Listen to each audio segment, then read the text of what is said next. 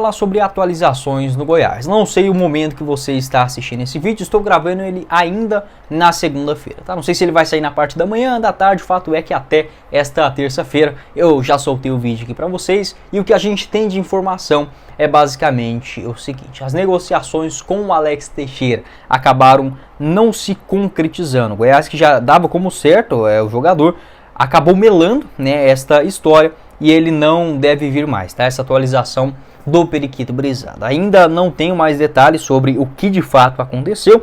O Alex Teixeira, que em termos financeiros, ele recebia aproximadamente R$200 mil ano passado no Vasco.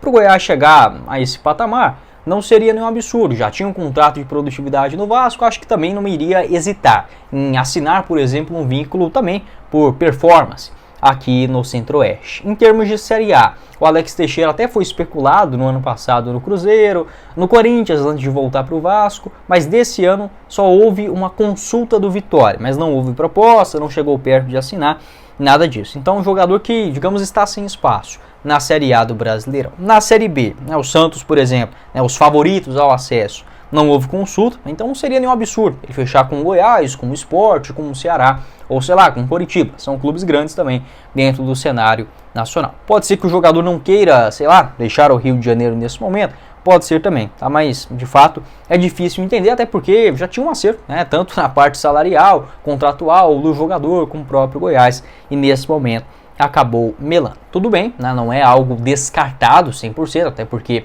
a janela já está próximo do fim. O Alex Teixeira, que se não fechar, né, pode correr esse risco de ficar sem nenhum outro clube para a sequência do ano, mesmo em termos financeiros, né? O Alex Teixeira não precisa ganhar mais nada, né? Não é isso que motiva o jogador, mas com toda certeza mantendo a sua parte física, enfim, quer voltar a fazer aquilo que gosta, que é jogar o futebol. Se eu não estiver enganado, né, eu quero até atualizar isso depois.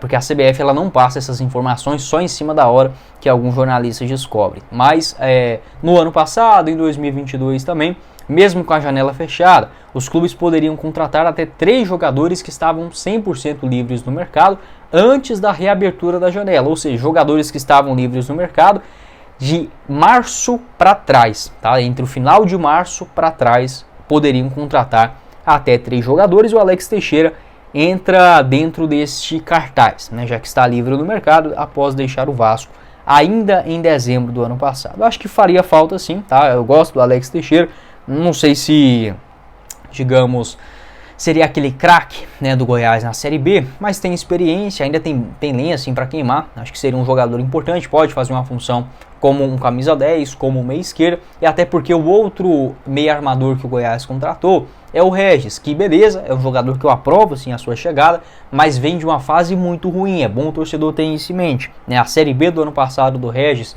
foi ruim, mesmo com o Guarani fazendo uma boa campanha, e nesse ano também ele só fez um gol, se eu não estiver enganado, no Campeonato Paulista. Então é uma fase irregular, não estamos falando daquele Regis de 2021, pode ser que ele venha a se tornar, tá? Mas no momento eu não colocaria todas as fichas no meio de campo do Goiás para a função de armador, somente no Regis e também no Ivan Torres, beleza? Tá muito melhor do que o começo do ano, não estou reclamando de barriga cheia, mas se puder contratar, traga mais um, tá? De preferência nesse calibre. Outras atualizações: o Rossi também deu uma esfriada, não é um nome 100% descartado também, mas o jogador ele quer jogar a Série A do Brasileirão e deve aguardar algum tipo de oferta. Ele até foi titular, né, contra o Grêmio, então não acho que o jogador tem uma grande inclinação para deixar o Vasco nesse presente momento. Mas o Goiás não vai ficar parado no ponto esperando essa definição do Rossi, tá bom? O Goiás já está ativo no mercado, deve contratar o Romeu Benítez, né, o paraguaio do Atlético Paranaense. Ainda não há contrato assinado, mas o próprio Atlético, o técnico Cuca, por exemplo, já comentou que o atacante estava de saída, um empréstimo, né, para ganhar mais rodagem. E segundo o André Rodrigues, esse clube é o Goiás, né? O Goiás e o Atlético Paranaense tem uma boa relação, de vários empréstimos aí nos últimos anos. Não seria também nenhuma surpresa esse fechamento. Um jogador também que teve o interesse do Santos nesta atual temporada. Também vejo o Romeu Benítez, vou fazer uma análise cautelosa. Às vezes eu empolgo demais, às vezes eu sou um pouco mais pessimista, mas aquele jogador que está em má fase ou que ainda não provou o seu valor, por exemplo, ao nível de um clube como o Goiás, e um campeonato difícil como é a Série B, eu não posso chegar aqui e falar que o Romeu Benítez é a solução para o Goiás. O Rossi seria, tudo bem, o Rossi pode chegar e não dar certo na Série B, pode, porque o futebol tem dessa, tá? Mas, por exemplo, o Benítez é um jogador de 21 anos de idade, foi bem no Guarani do Paraguai, marcou 8 gols, deu 6 assistências no ano passado, mas no Atlético Paranaense esse ano, por exemplo, só fez um golzinho em 6 jogos. Não tem como eu vir aqui e falar para garantir para vocês, para nós torcedores, olha, Romeu Benítez é esse cara que o Goiás precisa.